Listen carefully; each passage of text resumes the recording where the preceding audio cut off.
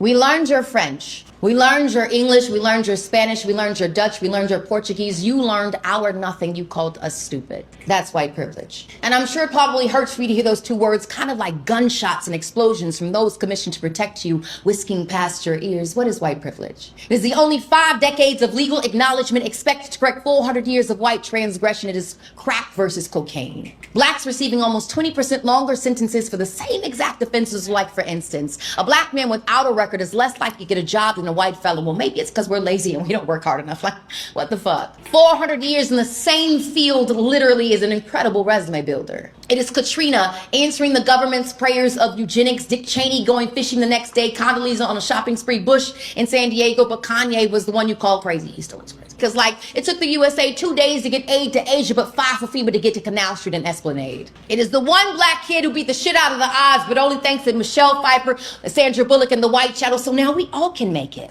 It's the only time thousands of white people are cheering for the black kid to win is in a stadium. It is you looking at me crazy if I told you to go back to Europe, even though we didn't have a say, and your great-grandparents came here voluntarily. It is you, all of a sudden, having a problem with immigration like this isn't even your nation. How the hell do you discover some shit that wasn't even missing to begin with? You've Columbused our traditions. Had white girls twerking in high definition with multicolored hair and purple nails, but it was ghetto when we did it. Oh, am I making you uncomfortable? Triocram slave ship. Oh, wait, slavery is over now. It's just called the prison system because, like, you're not racist because you don't use the N-word, but y'all use niggas every day. What is white privilege? It is acceptance of bombs over Baghdad, but not over Boston. It is European history being taught as a major and African as an elective. It is learning about my people only 28 days like I'm not black every fucking second as every white boy.